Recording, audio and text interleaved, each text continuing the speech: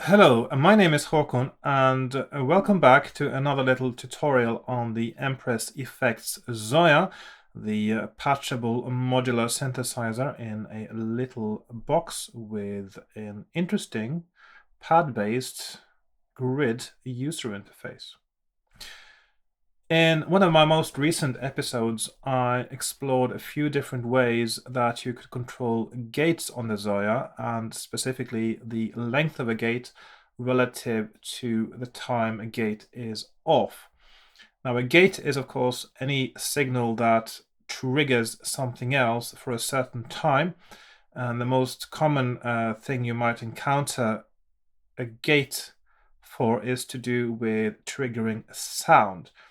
So a sequencer, for instance, I've got a sequencer right here, gets a gate input which tells the sequencer when to move a step along and for how long to send its note output to something else. So that's how a gate usually works. Of course, in the case of the Zoia, the note output still stays on, but you can use the gate for triggering an envelope, for instance, to control how long the sound is on for. Right, that said, when I posted this video, and I also posted a link to it on the Facebook group for the Empress Zoia users, which is a nice forum if you are an owner of a Zoia, or if you're considering buying a Zoia, or if you're just curious about the Zoia. I would recommend joining that group and ask questions, and of course socialize with other Zoia users, get some inspiration, etc. I will put a link in the comments or in the description below, or both. And yeah, I'll also put a link to that other video I have of the gates, because it might be relevant to this video as well. In the comment section under that post I did on the Facebook page, somebody asked what is the shortest gate you can make on the Zoia, and I didn't have time to think about that before somebody else had answered that you can make a really short gate with an ADSR envelope, or rather an ADH envelope, attack, decay, and hold, which is just a subset of an ADSR envelope. And to make one on the Zoia, you make an ADSR envelope and you just adjust some of the initial parameters of, rather one of the initial settings of the module, but I'll show you that in a moment. Now, when I saw that, and of course it was suggested that the shortest gate could be about 2 to 4 milliseconds, and considering how the Zoia works on a resolution of 1.333 milliseconds, that is pretty good.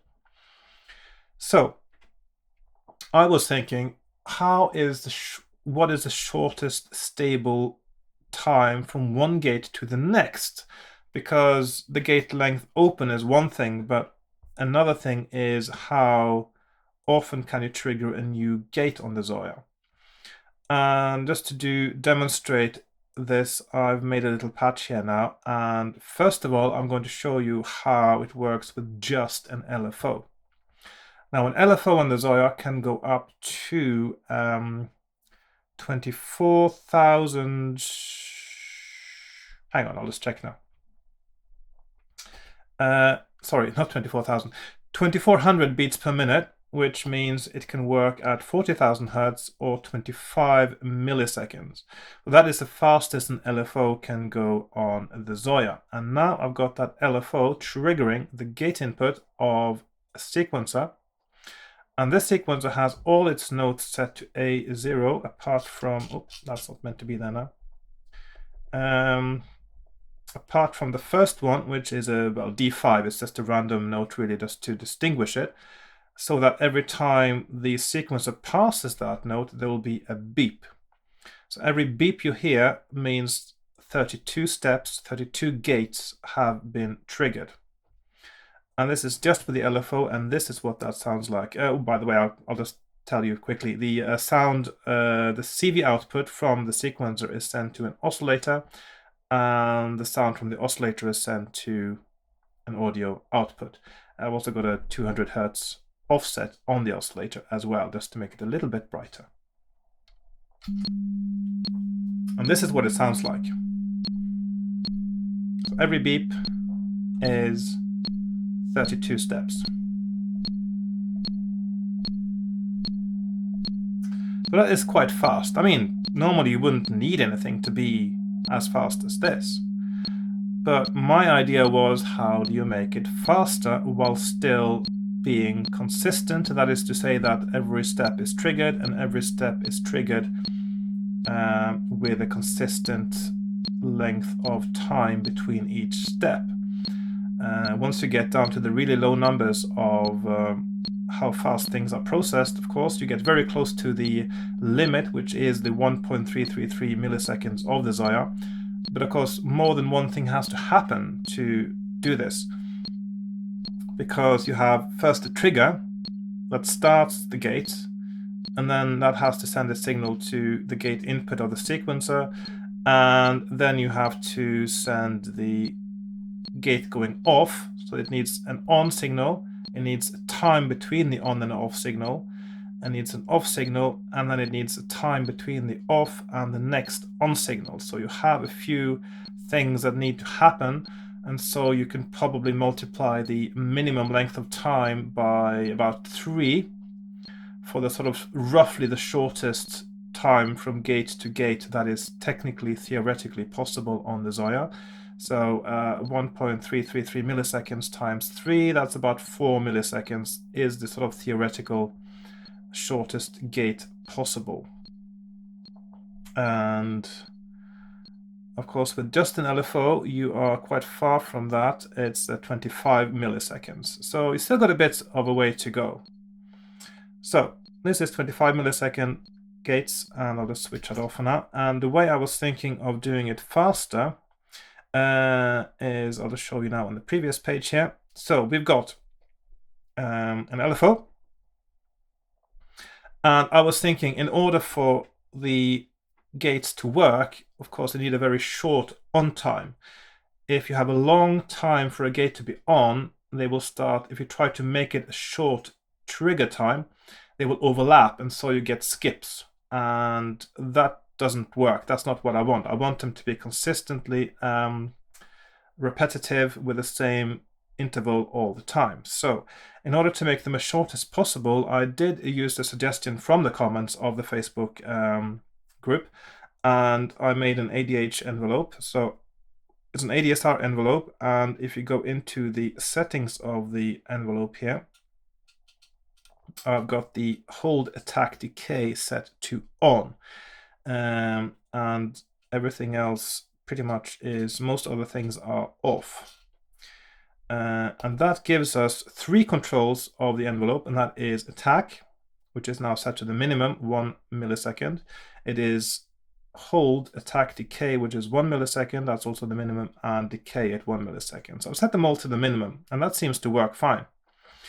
So the output from the LFO goes into the input of this envelope, which shortens the length of time that it sends an output.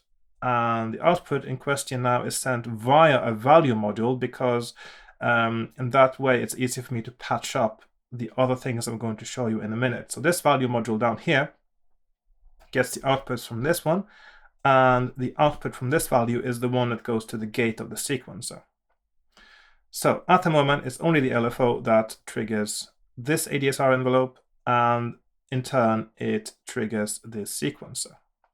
Now, it wouldn't always show on the screen. Now you can see it's flashing relatively regularly, actually, so that shows reasonably well there. But this one doesn't actually show it so much, but it's still there, it's still happening, because otherwise this one would not have any effect whatsoever. So, well, now it's showing. It's a bit inconsistent. Okay.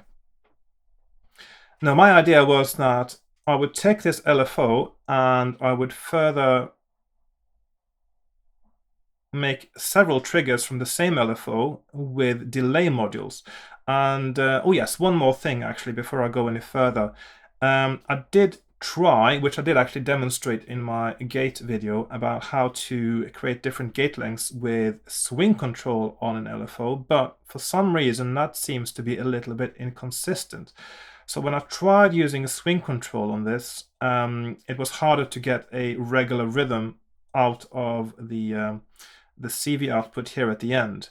So in the end, I found that this was the most stable way to do it. So instead of using a swing control, I'm using practically the ADSR or the ADH envelope to create that gate narrowing, making the gate shorter, rather than the swing control to make the gate shorter.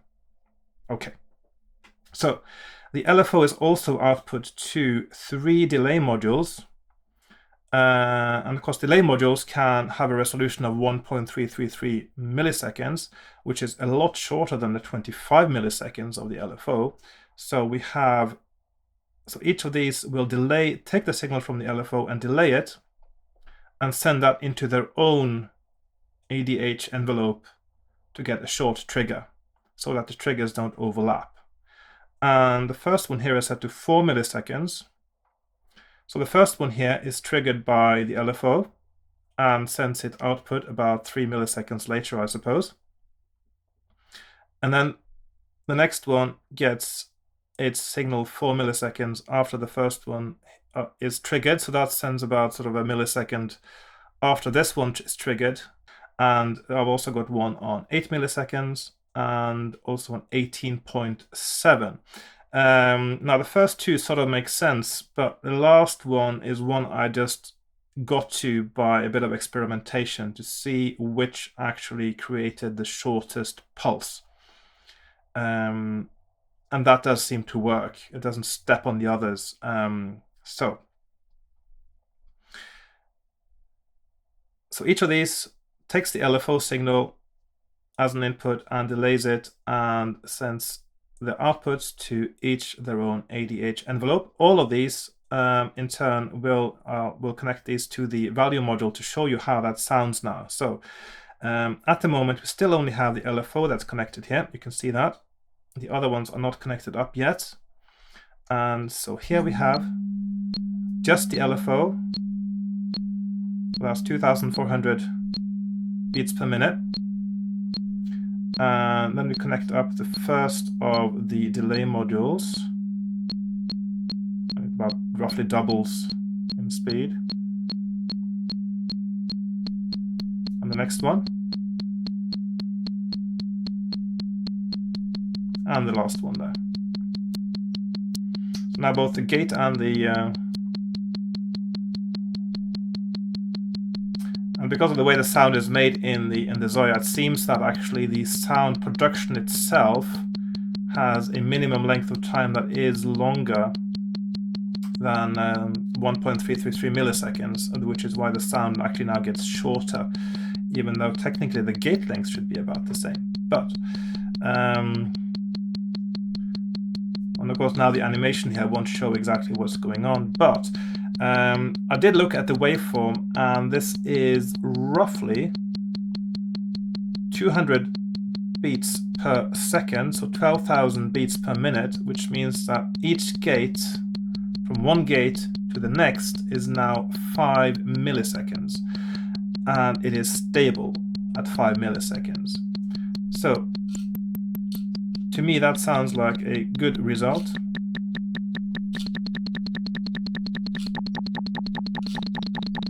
And I suppose you can do different things with this.